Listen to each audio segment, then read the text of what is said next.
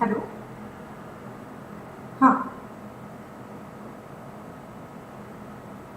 Okay okay ठीक है। Then you just when it's done ना, just give me a miss call and I will start speaking. हाँ। Okay okay.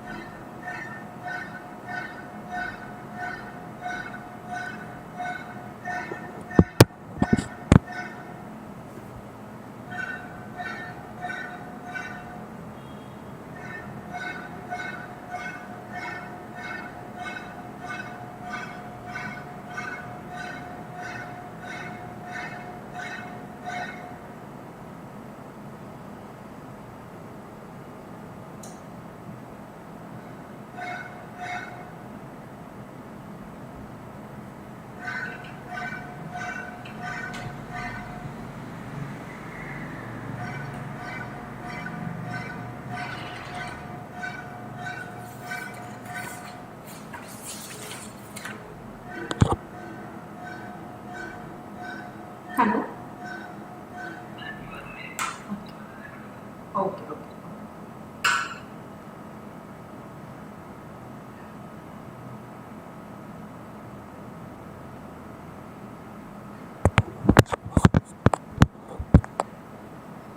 Good morning, everyone, and welcome to Unacademy's CA Foundation Live Daily. Sorry to keep you waiting. There were just some problems of connection. So anyway, we are here right now, and we are going to do a very, very important topic today. जैसे मैंने आपको बताया, आज का हमारा जो topic है essentials and types of contracts. बहुत ही इंपॉर्टेंट टॉपिक है ये आज हमारा, बिकॉज टाइप्स ऑफ कॉन्ट्रैक्ट्स जो है ये आपके एग्जाम पॉइंट ऑफ व्यू से भी बहुत इंपॉर्टेंट है। ओके, तो टाइप्स ऑफ कॉन्ट्रैक्ट्स देखने से पहले let us begin first with the essentials. क्या क्या है essentials of a valid contract. Okay, so कल हमने देखा था अबाउट कॉन्ट्रैक्ट क्या है, कॉन्ट्रैक्ट कैसे बनता है। First it begins with a proposal, proposal का सेक्शन क्या है, उसका डेफिनेशन क्या है। फिर उस प्रपोजल को मिल गया एक्सेप्टेंस, एक्सेप्टेंस मिलने के बाद ये बन जाएगा एक प्रॉमिस, प्रॉमिस को मिल गया कंसिडरेशन, कंसिडरेशन मिलने के बाद वही प्रॉमिस बन जाता है agreement, and that agreement which is legally enforceable, that agreement becomes a contract. Correct? Okay. So essential elements में देखते हैं कि यही आंसर आप लिख पाएंगे फॉर द क्वेश्चन जो मैंने उस दिन आपको बताया था कि all contracts are agreements but all agreements are not contracts. Correct? Yes.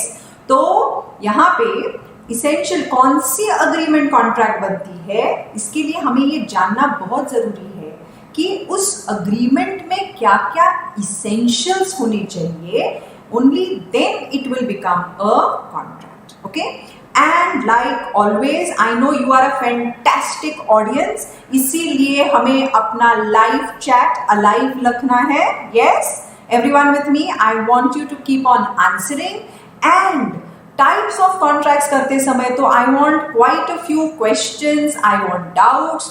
जो भी आपने अभी तक पढ़ा है regarding the types of contracts वो साइड में रखना है और आज का जो हमारा लेक्चर है उसे पूरी नई तरीके से आपको सुनना है. Okay. And then you are going to keep on asking me your questions, your queries, everything. Okay.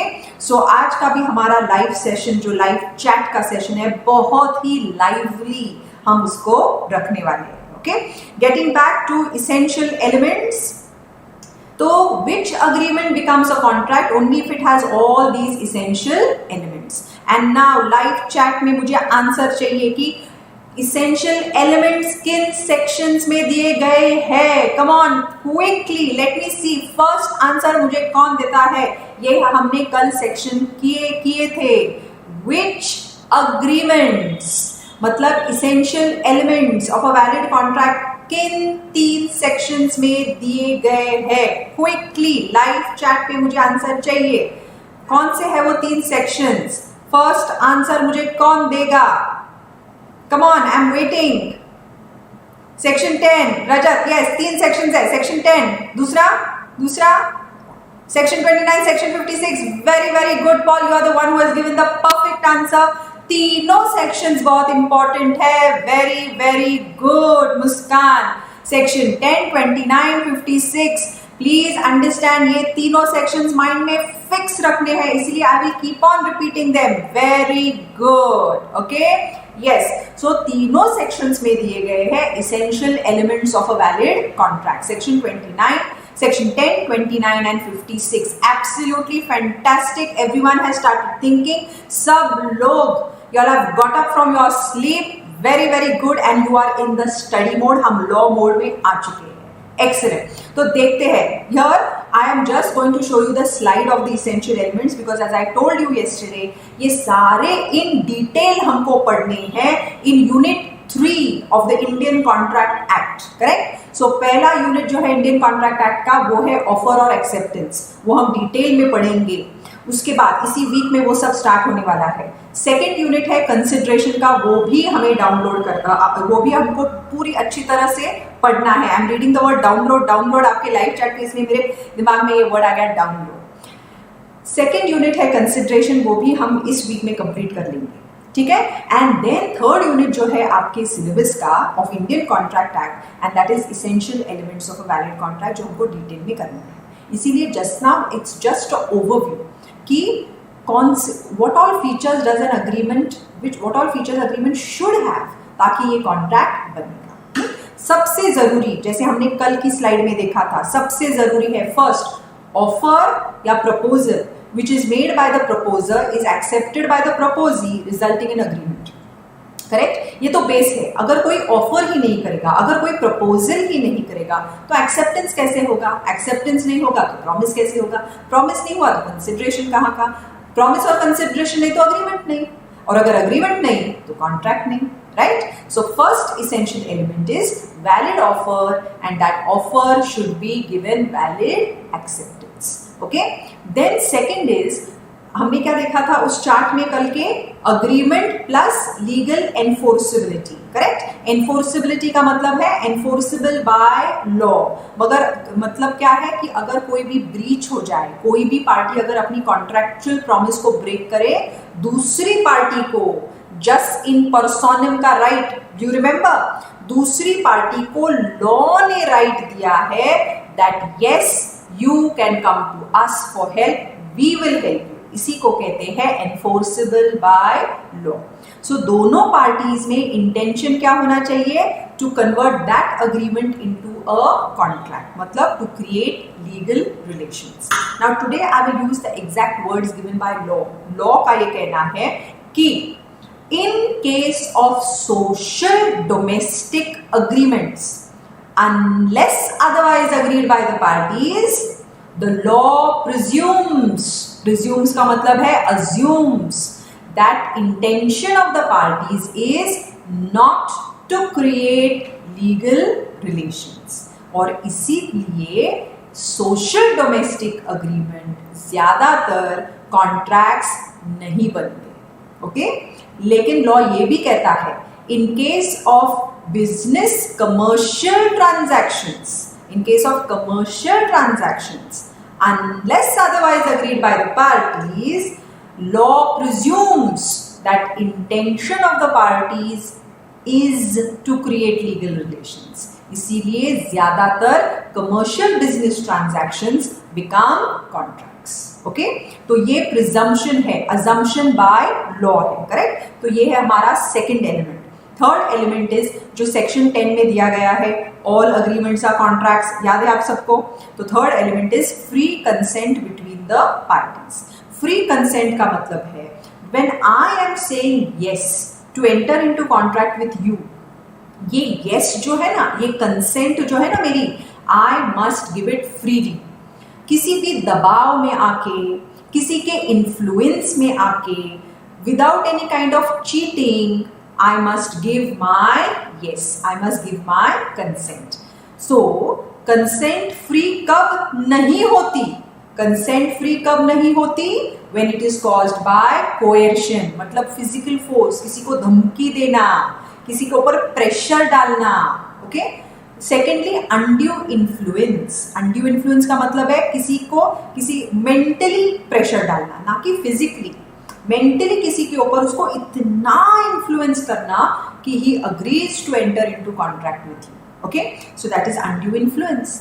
फिर है फ्रॉड। आपने पार्टी को गलत इंफॉर्मेशन देके you made him enter into contract, तो आपने उसको फंसा के उसके साथ कॉन्ट्रैक्ट किया, तो वो है फ्रॉड। तो अपनी मर्जी से उसने कॉन्ट्रैक्ट नहीं किया, आपने उसको फंसाया, इसीलिए उसने आपके साथ कॉन्ट्रैक्ट किया, correct? So what is that? That is fraud. And then very similar to fraud is misrepresentation, मतलब आपने पार्टी को गलत इंफॉर्मेशन दी लेकिन आपका इंटेंशन उसको फंसाना नहीं था।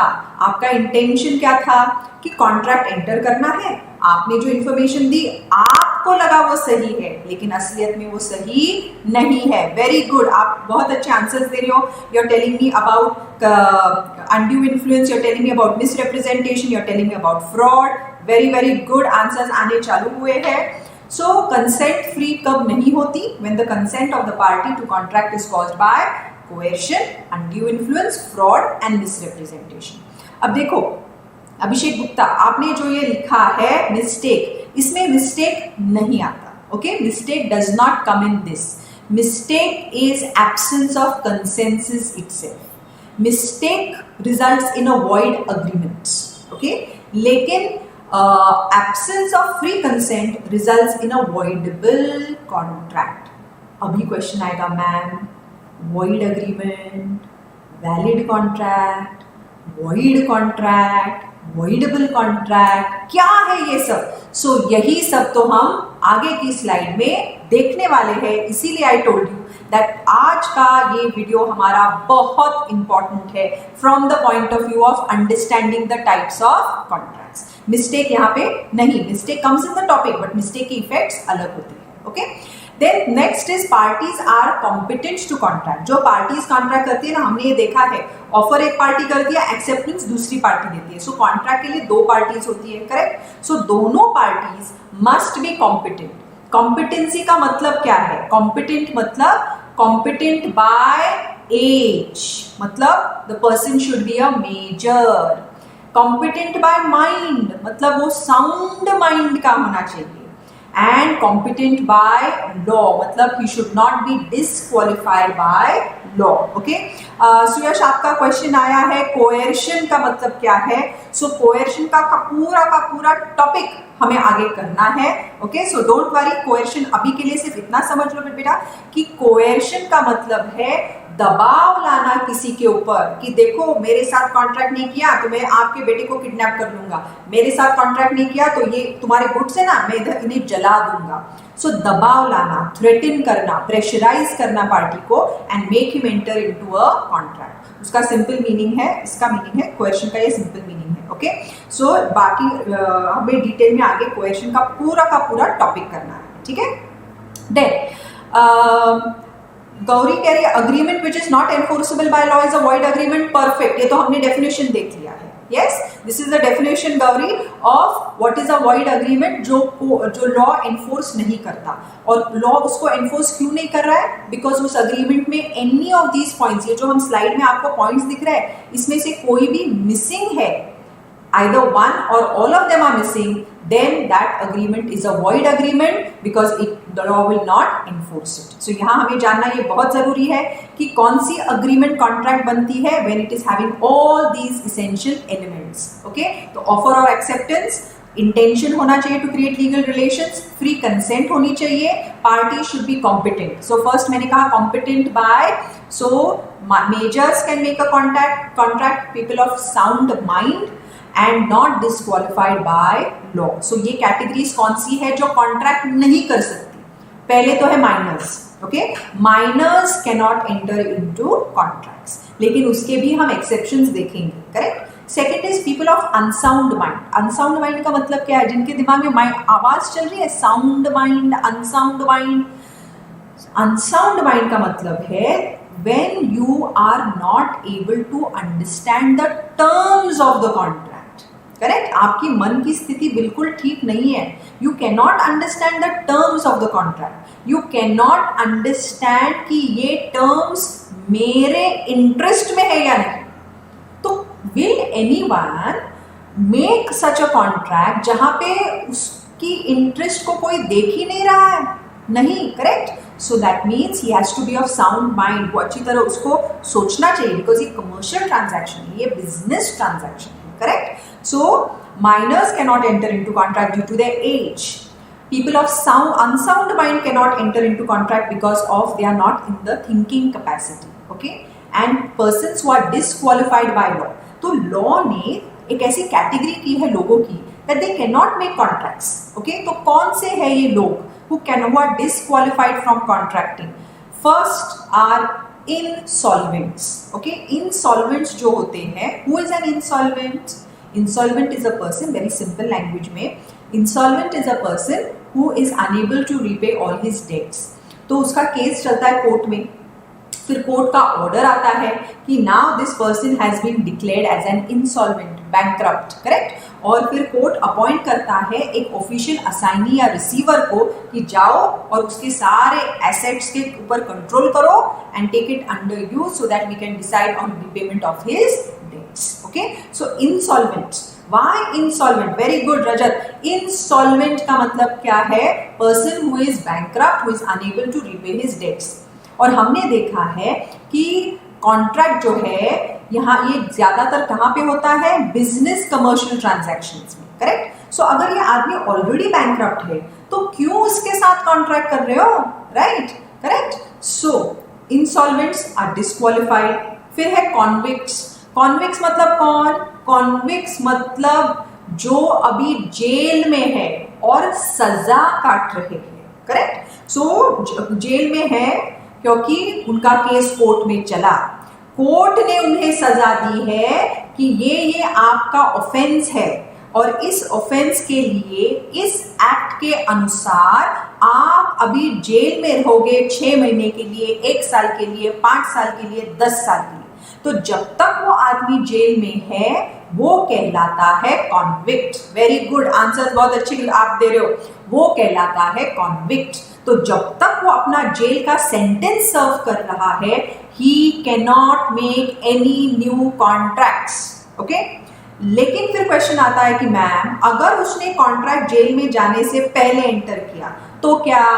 तो answer is that contract will become a void contract, क्योंकि अभी वो 3 साल के लिए अंदर चला गया, 5 साल के लिए अंदर चला गया, वो अभी जेल से वो कॉन्ट्रैक्ट परफॉर्म नहीं कर सकता. So either the contract will be cancelled और it will be suspended for the time being. Okay, so this is convicts. Then is alien enemy. अब स्टूडेंट्स को ये बहुत अजीब लगता है, एलियन, हम एलियन के साथ कैसे कॉन्ट्रैक्ट कर सकते हैं? तो लॉ में एलियन का मतलब होता है person belonging to another country, मतलब who is a citizen, a national of another country, जो आपकी कंट्री का नहीं है, उसे वो कहलाता है एलियन. ओके, अब जब उसकी you know that there are we can make contracts with people of another country, commercial business transactions होती रहती है, correct? So between private citizens of 2 different countries.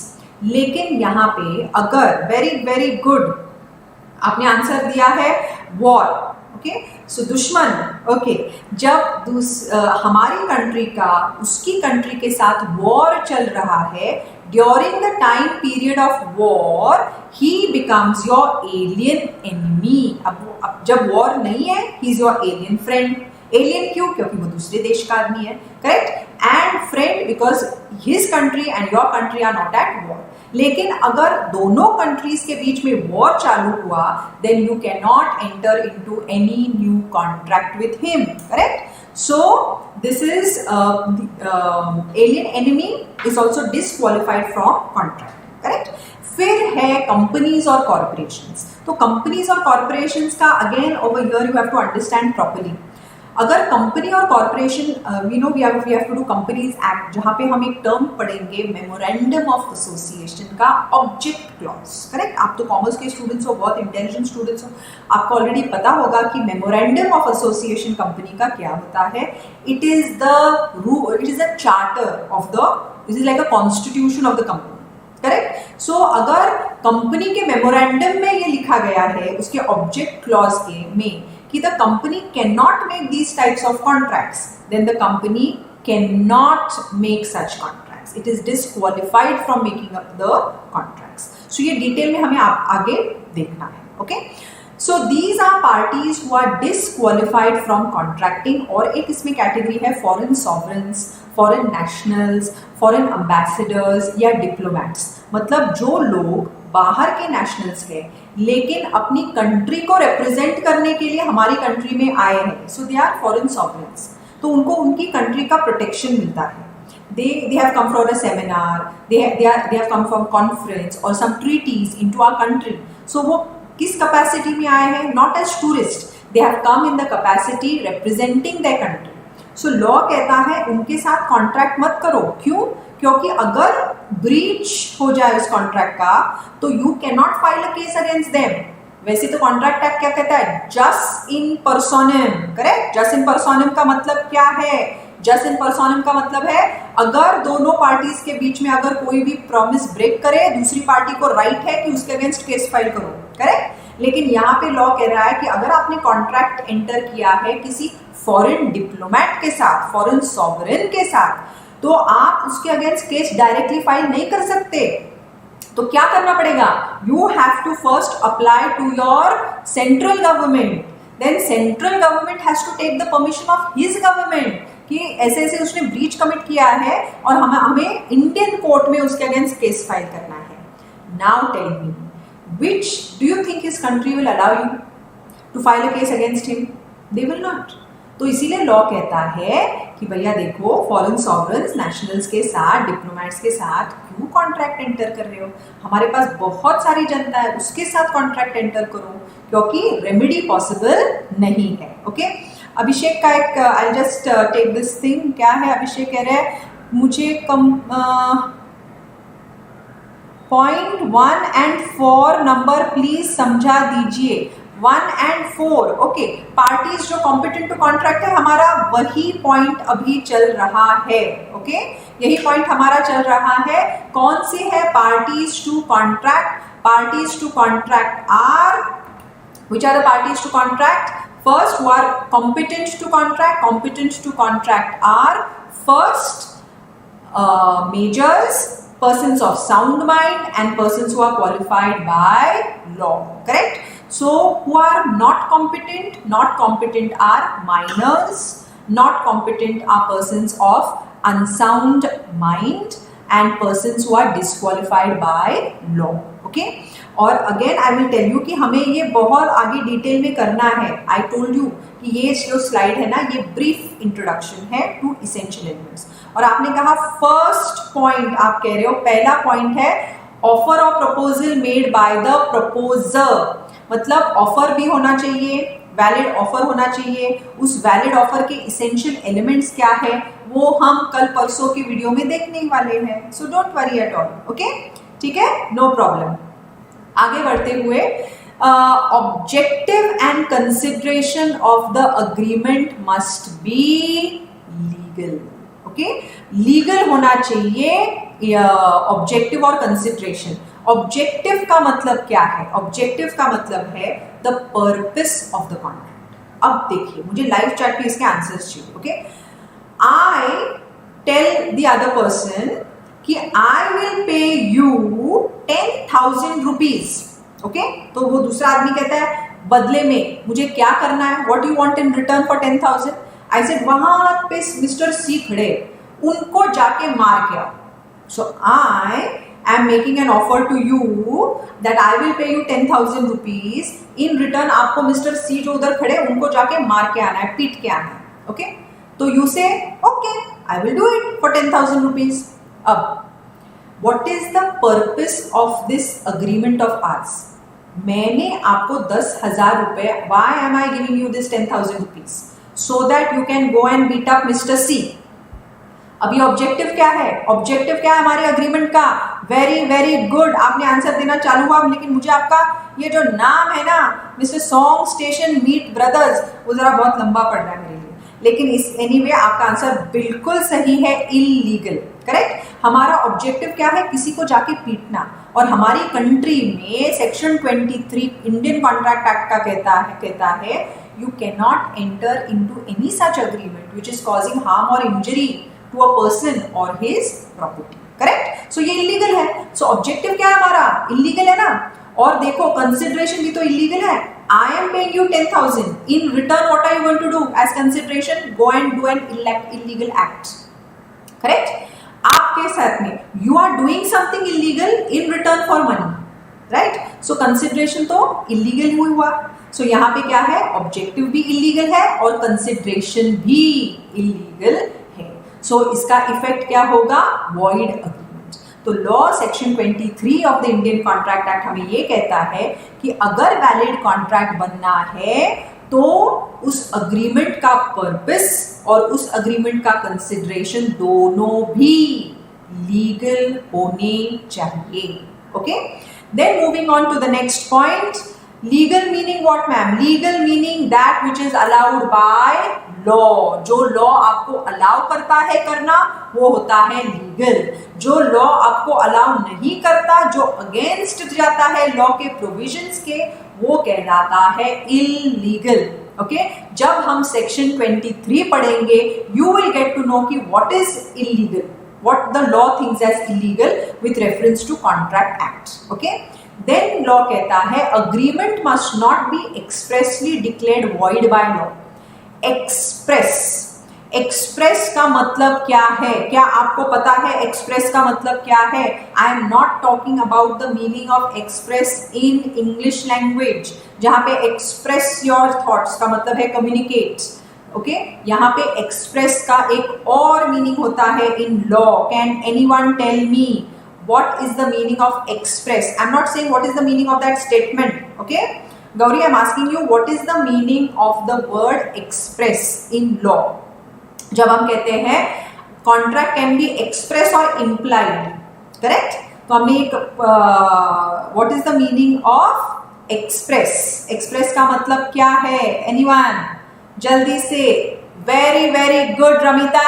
express का मतलब है written और oral form. मतलब एक्सप्रेस का मतलब है words. Okay, Praveen, you have written spoken. Rajat, you have written.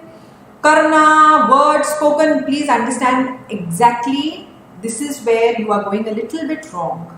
Concepts from the beginning, when you are understanding concepts, make sure कि आप जो concept सीख रहे हो पहले से ही वो correct concept है.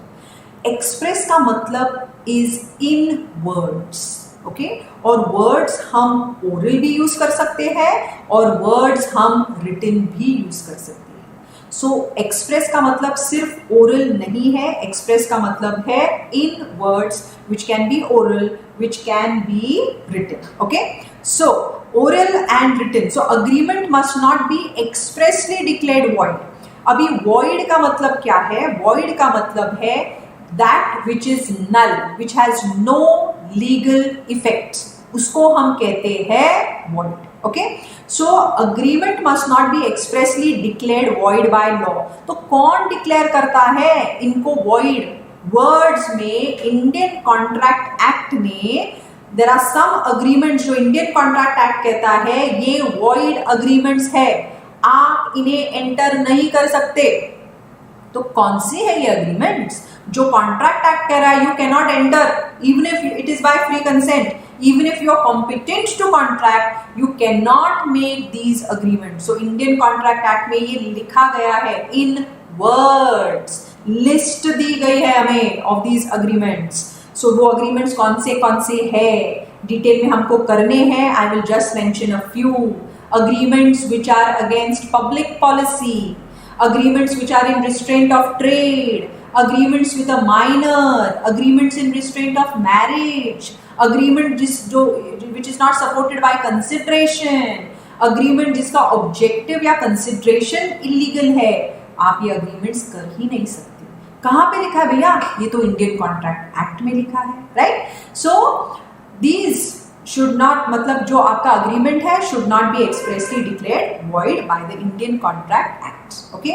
And lastly, section 29 और 56 क्या कहता है कि agreements, the terms of the agreement must be certain and they must be possible to perform. जैसे मैंने आपको वो कल बताया था, कल मैंने आपको जो स्लाइड दिखाई थी, section 10, section 29, section 56. So section 29 कहता है जो भी हमारे terms है ना agreement के वो certain होने चाहिए, confusing नहीं होने चाहिए. So A कहता है B को I promise to give you a job in the future. I promise to give you a job in the future in return for 20,000 rupees. I promise to give you a job in the future. अब बताइए मुझे ये terms क्या certain है? ये terms क्या clear है? Come on, quickly, live chat में मुझे आंसर चाहिए. ये जो मैंने वर्ड्स यूज किए, I promise to give you a job in the future in return for 20,000 rupees. क्या ये एक सर्टेन अग्रीमेंट है? क्या इसके टर्म्स बिल्कुल सर्टेन है, स्पेसिफिक है, क्लियर है क्या? क्विकली देखते हैं कौन देता है. नो, रमिता कहती है no, the words are not clear, the terms are not clear. Because what are the words saying? The words are saying in the future. Future कब है? That which is not present in the future ना. So future can be 5 minutes ahead. Future can be tomorrow. Future can be after a month. Future can be after a year. अरे तो कब दोगे job? Specific नहीं है time period over here, right? Sometime in the future is uncertain. So can a business commercial transaction, a contract come into existence on such terms? So ये terms क्या है? Unclear है, दे आर नॉट सर्टेन. इसीलिए section 29 कहता है जहां पे terms unclear है, अनसर्टेन है, that agreement will not become a contract. Okay, then possible to perform. Section 56 कहता है जो भी आपका अग्रीमेंट है ना वो पॉसिबल तो होना चाहिए. कैसे possible? Possible physically, possible by law. Correct. So अगर ये पॉसिबल ही नहीं है, अगर ए कहता है बी को कि मुझे तुम 5,000 दो, I will create fire bye magic. Fire bye magic, ये क्या बात है? सो ये क्या लॉ कहता है? फैक्ट्स चाहिए, ये इल्यूजन नहीं चाहिए, ये मैजिक वगैरह हमको नहीं चाहिए. करेक्ट.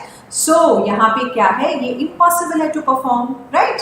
सो व्हाट यहाँ पे सेक्शन 10, सेक्शन 29 और सेक्शन 56 हमें बताते हैं the essential elements of a valid contract, जो यहाँ पे मैंने आपको सिर्फ और सिर्फ एक ओवरव्यू दिया है, डिटेल्स हमको देखने हैं बाद में when we do unit 3 of the Indian contract act 1872। और ये सब देखने के लिए please keep log down to Unacademy CA foundation live daily, channel को सब्सक्राइब कीजिए, यहाँ पे रोज आइए, सारे टीचर्स से मिलिए, get to know the information from the right people and also get your doubts solved. So this platform of Unacademy CA Foundation Live Daily is the perfect platform for all of you. Okay? So, क्या आप तैयार है to go into understanding of types of contracts? Everyone, are you ready? Yes. Answers तो I am telling you, you are such a wonderful audience. आप लोग इतनी पढ़ाई कर रहे हो because I can make that out from the answers which you are giving. अभी तक सारे लोग मुझे आंसर्स नहीं दे रहे, what are you waiting for? आपका आंसर गलत हो सकता है, गलत हुआ तो भी क्या हुआ, अटेम्प्ट तो किया, right? It is the attempting which is important. Yes, so अगर अटेम्प्ट करते हो आंसर गलत होता है तो I will tell you the right answer ना, व्हाई यू वरीड?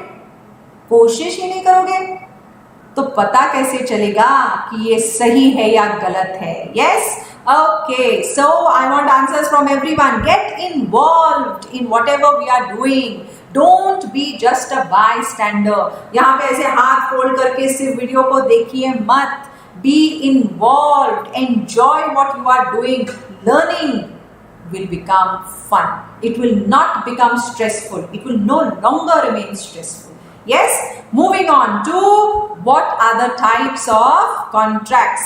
तो types of contracts को हम divide करेंगे into 3, और क्या है ये? into 3 है on the basis of, so ये classification हम कर रहे हैं of the Indian Contract Acts. Okay, so Indian Contract Acts are divided into 3 on the basis of formation and creation, on the basis of performance and execution, and on the basis of validity or enforceability. Yes? Okay, देखते हैं। On the basis of creation, on the basis of creation या formation मतलब contract बनता कैसे? Okay, how is it made? On the basis of how it is made, we are going to classify contracts. On the basis of बनने के बाद उसको perform कैसे करते हैं? Performance हुआ, नहीं हुआ, उसके बेसिस पे भी डिवाइड। और बहुत बहुत जरूरी है आप सबके लिए to understand the concept of types of contract on the basis of validity और एनफोर्सेबिलिटी, बहुत इंपॉर्टेंट है। ओके, देन फॉर्मेशन के बेसिस पे what are the types of contracts? First are express contracts, जो अभी अभी आपने मुझे बताया। एक्सप्रेस का मतलब क्या है? Now I want the correct answer, not oral, not written. Express का मतलब क्या है? Contracts which are made in words, correct? Words में होते हैं, और ये words can be oral or can be written. अगर words के द्वारा contract बना है, it is called as express contract. तो अगर आप किसी को फोन पे you are making an offer और उसका acceptance भी आपको फोन पे मिला, correct? तो कॉन्ट्रैक्ट बन चुका है।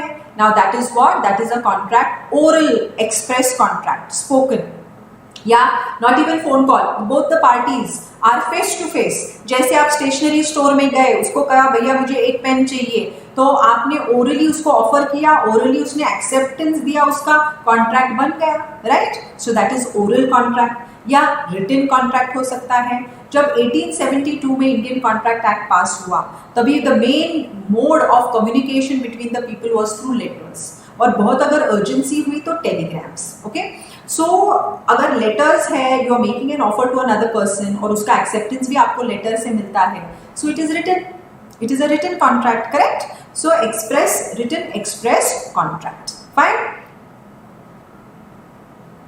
ओके, मुस्तफा कह रहे हैं यहाँ पर भी पूरा कोर्स करवाएंगे ना ma'am? Yes, of course we will take the whole course. You have to contact the Unacademy. You have to we will give you all the details. बहुत जल्दी हम announcement भी आपके लिए, बहुत important announcement भी करने वाले हैं. So wait for it and attend all the 4 lectures. Okay? Then with periodical test, yes सब कुछ हम करेंगे आपके लिए, don't worry, we will get back to you for all the details. आपको चैनल को सब्सक्राइब करना है, वो अनअकैडमी प्लस चैनल जो हमने बनाया है आप सबके लिए, this is all for that purpose. Okay, so इसकी डिटेल्स, इसका डिटेल्ड अनाउंसमेंट आपको बहुत जल्दी होने वाला है। ओके, देन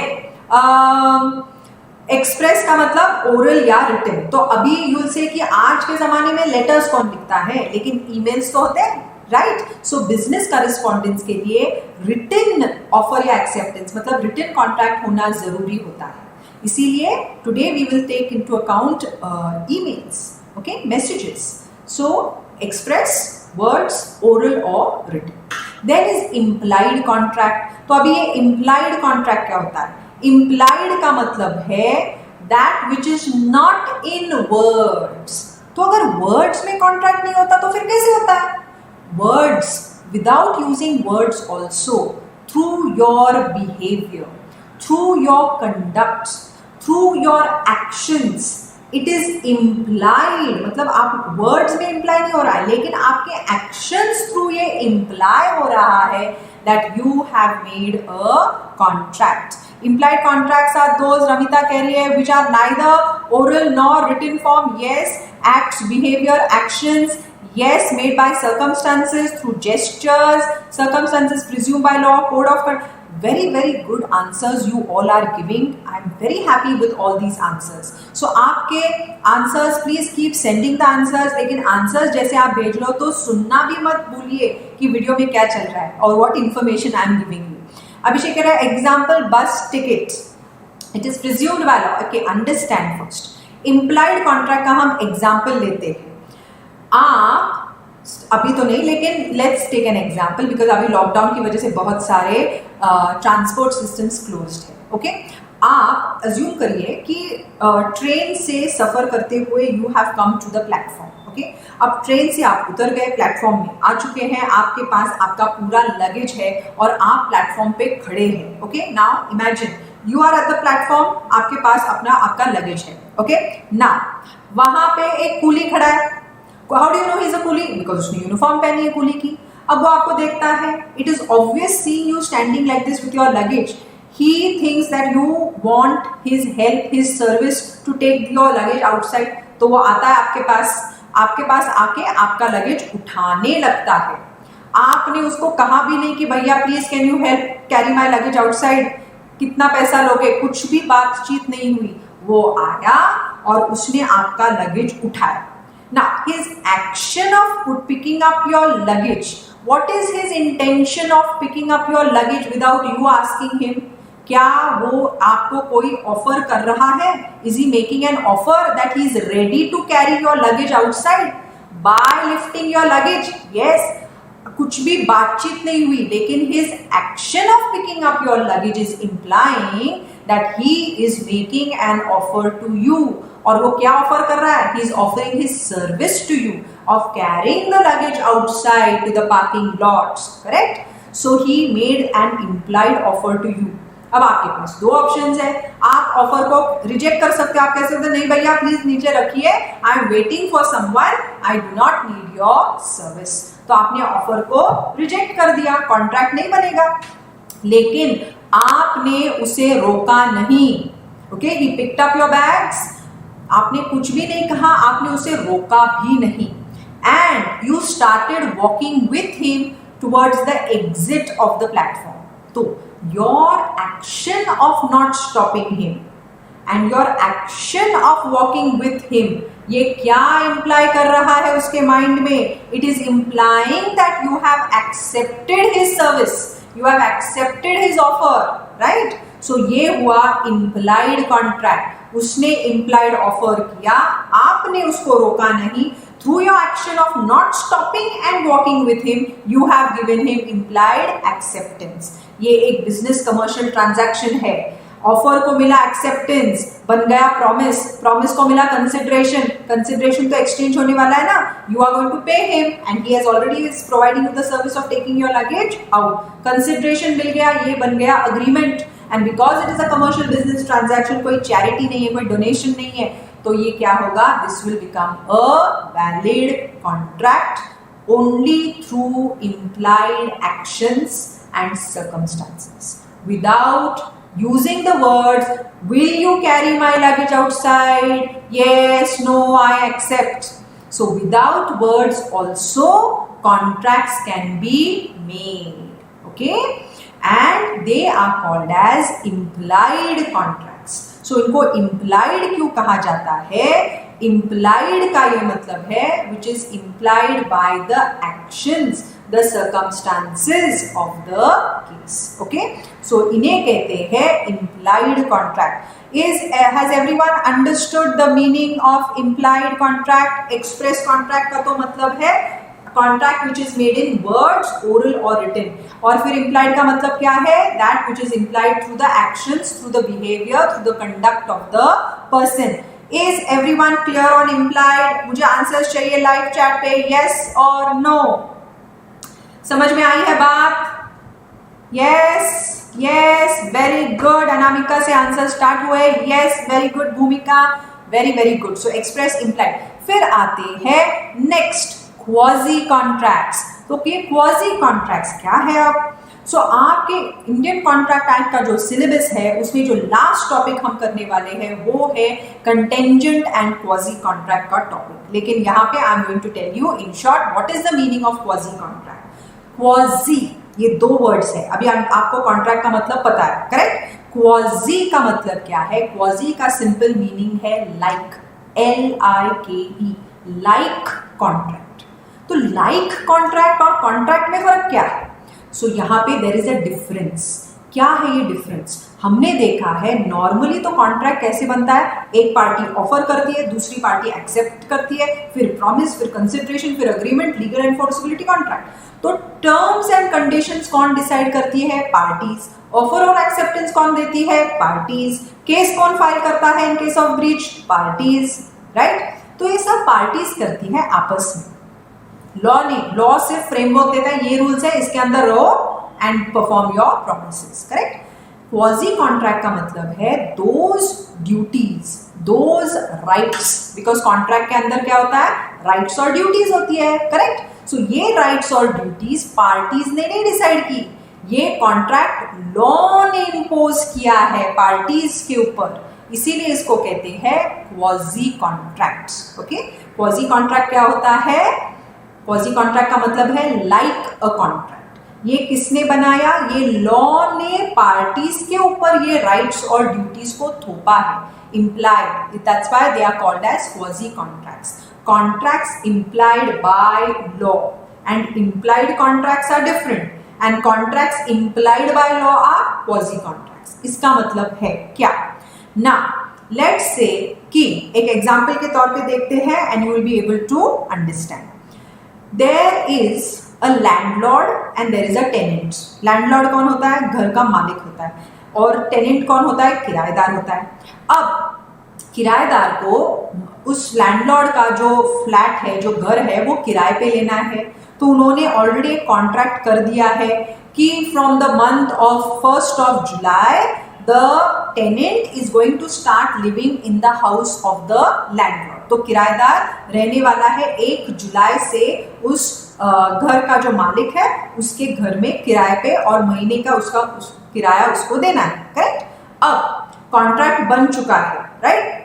नाउ उस लैंडलॉर्ड ने उस घर का जो इलेक्ट्रिसिटी का बिल है ना वो पे नहीं किया है, ओके. 2-3 महीने का बिल पेंडिंग है.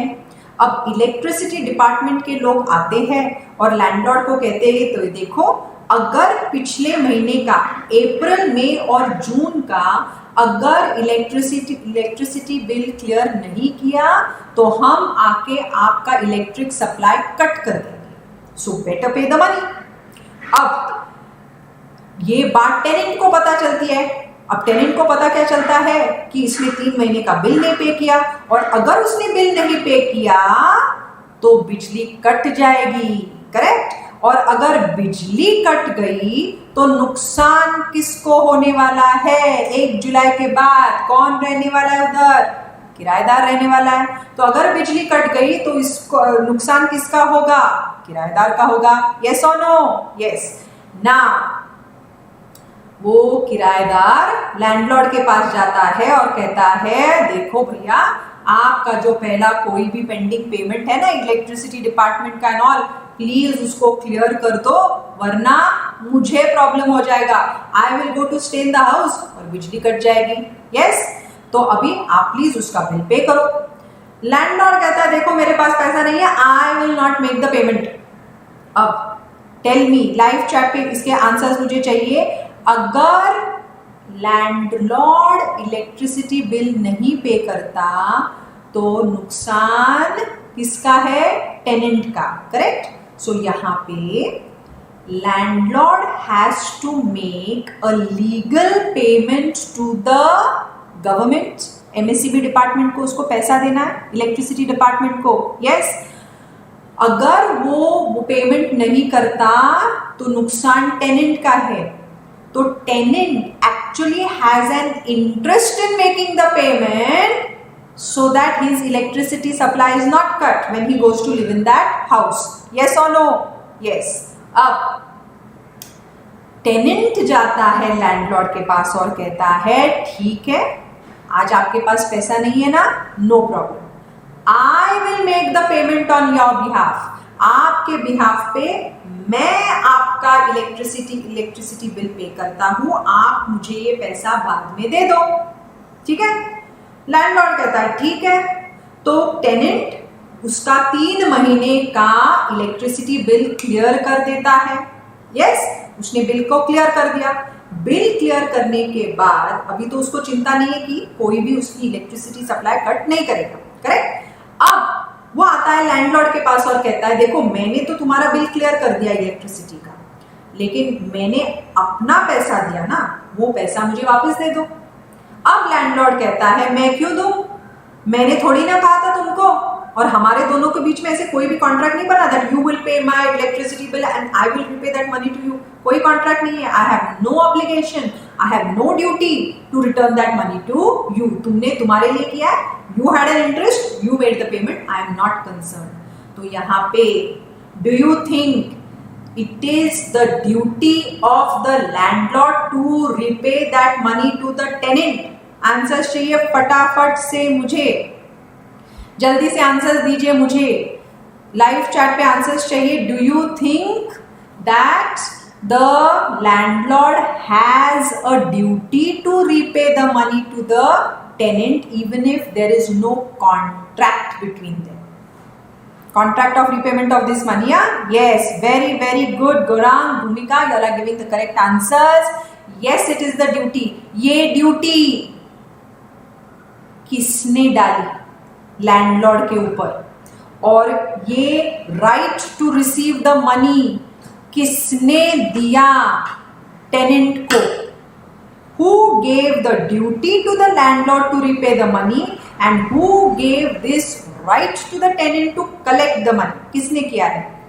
Landlord. Yes, landlord has to pay because there is no contract. There is no contract, लेकिन ये ड्यूटी किसने डाली है? लॉ ने डाली है लैंडलॉर्ड के ऊपर, और ये राइट दिया है लॉ ने टेनेंट को that you can demand the payment, और अगर वो ये पेमेंट नहीं करता you have a right to file a case. ये राइट्स और ड्यूटीज लॉ ने डाली है। एक्सीलेंट अभिनय। सेक्शन 69 ये कहता है that if any person has an interested person has made payment on behalf of the other person which he has to make, he has a right to demand that money. और ये है एक quasi contract imposed by law. Excellent answers आप मुझे दे रहे हो. I am very happy. It's wonderful to teach an audience which is so lively, which is giving all the correct answers, which is well informed and which is studying. Very very good. Thank you so much for these answers. So ये हुआ quasi contract. तो section 68 of the Indian Contract Act to section 72 of the Act is giving us the provisions of quasi contract. तो ये क्या है? ये parties ने नहीं बनाया contract, ये duty और rights law उनके ऊपर डालती है, imposed by law. Okay? And then you have e-contracts. अब ये e-contracts क्या होते हैं? E-contracts are electronic by using online. आप लोग you have purchased things online, yes? Online आपने परचेज किए हैं थिंग्स, वो कोई भी अमेजोन हो या फ्लिपकार्ट हो, you are when you take purchase goods online, वो बन गया आपका e contract. Okay, then don't worry Rajat, time खत्म होने लगा, लेकिन कल भी तो मिलेंगे, एवरी डे हमको मिलना है। इंपॉर्टेंट क्या है, अगर इस टाइप्स ऑफ कॉन्ट्रैक्ट समझने के लिए आपको और भी 2 वीडियोस लगे, still it is okay, it will be worth it, because it is more important to get your concept clear. Yes Rajat, time से ज्यादा इंपॉर्टेंट यहाँ पे क्या है, टाइम तो बहुत इंपॉर्टेंट है हमारे लिए, लेकिन I am not going to just stop teaching this part कह के कि टाइम खत्म हुआ, फॉरगेट इट, अब हम कल दूसरे टॉपिक पे जाने वाले हैं। No, I will take up the topic till you understand it. Yes, very very good, okay, wonderful answers you all are sending me, very good. Yes, e-contracts are those which are related to online shopping जो आप करते हो, online contracts जो आप करते हो, वो होते हैं ई कॉन्ट्रैक्ट्स। ओके, सो आज का हमारा टाइम खत्म हो रहा है, बट यू डोंट वरी, कल हम वापस ये लेंगे पार्ट्स, बिकॉज अब तक तो हमने सिर्फ फॉर्मेशन और क्रिएशन के कॉन्ट्रैक्ट्स खत्म किए। And do you all agree with me that time लगने दो, इंपॉर्टेंट ज्यादा क्या है, that you need to understand the concept. Yes, so Kaif का कहना क्या है, नॉट प्रूव्ड ऑफ रेंटर, मुझे आपकी बात समझ में नहीं आई। Yes, electronic copy of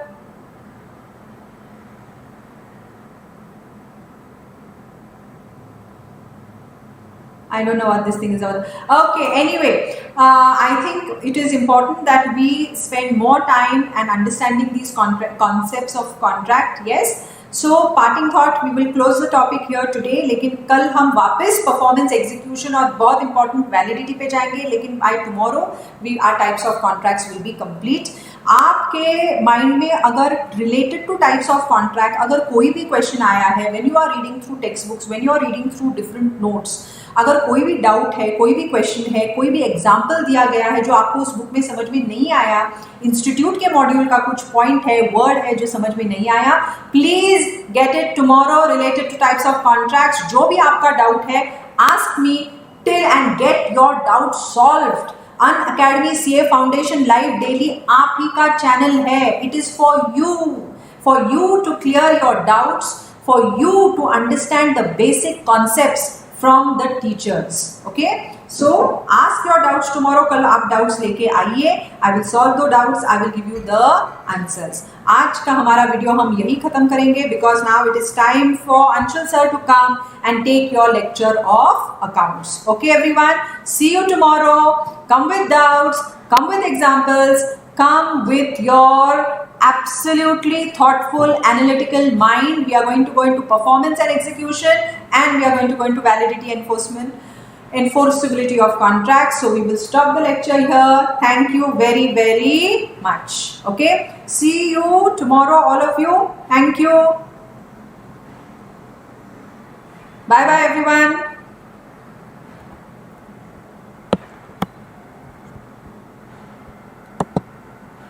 Say what?